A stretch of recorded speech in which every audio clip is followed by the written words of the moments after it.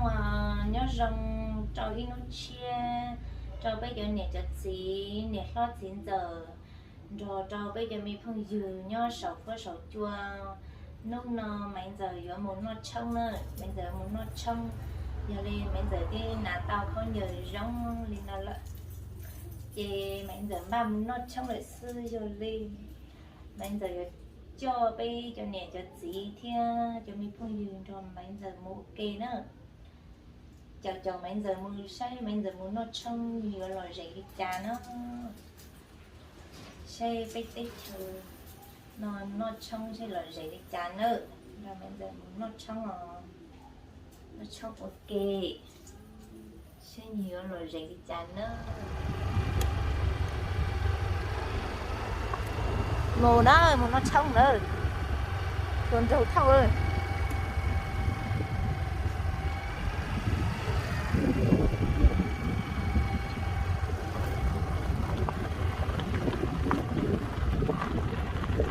mồ nó trông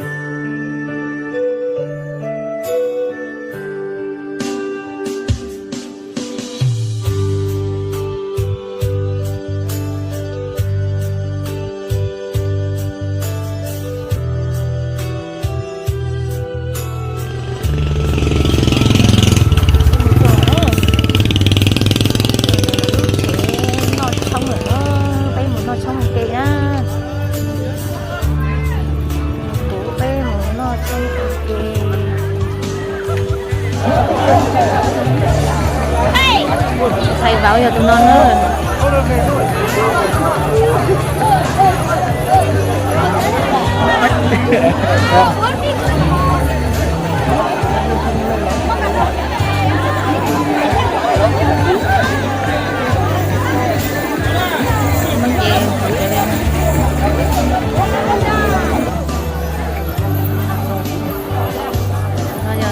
thầy bảo nữa ở trong to chục tiền đi nè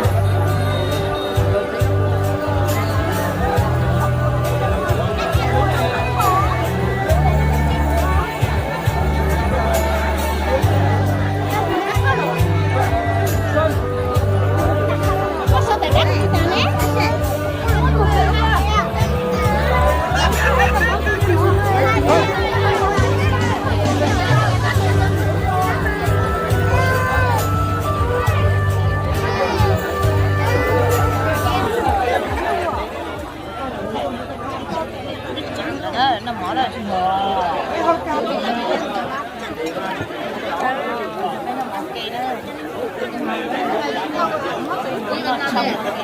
đường kia mấy đi rồi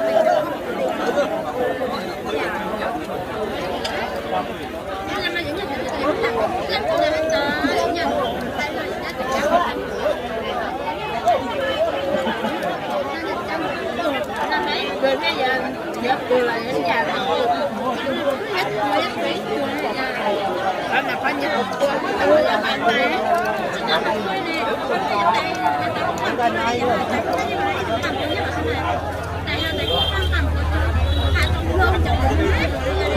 lâu rồi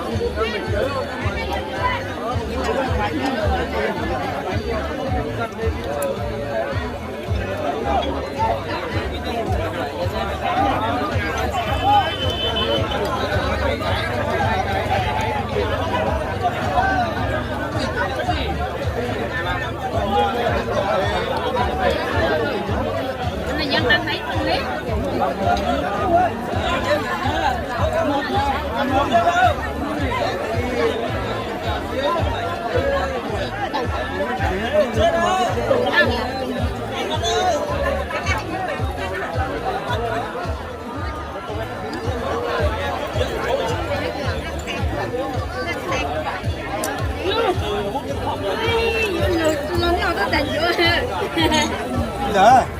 Máy của em có giờ dưỡng nào đấy? Đây rồi. Nón à. Anh tưởng là có bên hướng này thì anh vui hơn. Không phải đâu. Mày Anh là cảm ơn đấy nhỉ? Không có xong đâu mà.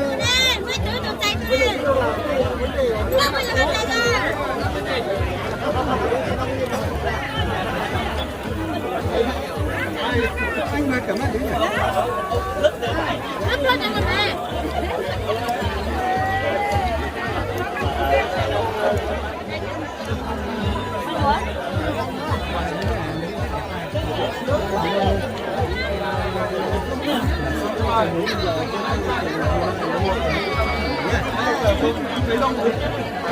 Thật cả cái này ô tô lần này là cả này học cái này là cả nữa. Hai nhá, về hai nhá mà. Giờ chưa đi. Nó bảo mù mà anh tận công ra uống mà. Ơi.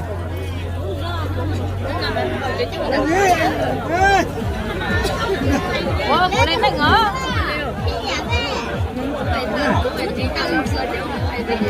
Cháu là cháu đi. Nó nặng con, nó nặng nước nó căng rồi. Nó đưa này rồi nhưng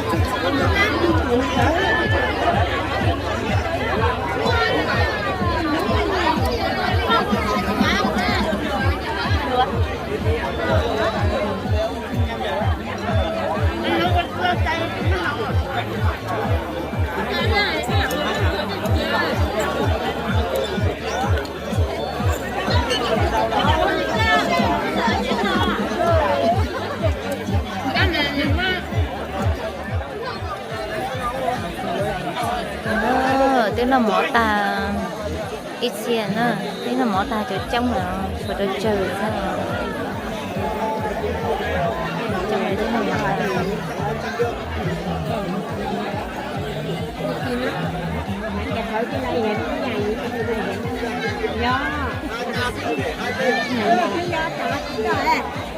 tiếng là mỏ tà ít tiền lại ha.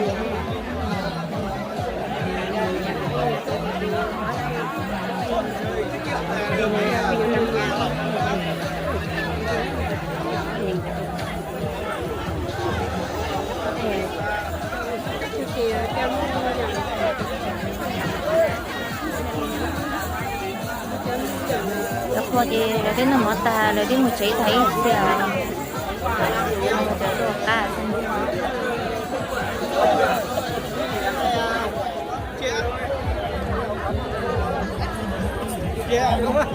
đây nó ta trâu một chỉ à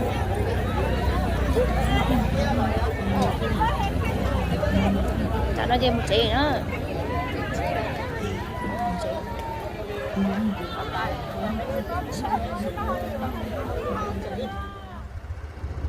nên đó chỗ này chỗ gì thế chỗ mình không vừa bữa tư một nó trong ta lo lại chè ta nó cũng một chè xin nó chè nhau rồng nó lùi rau với người xin chi đùa bye.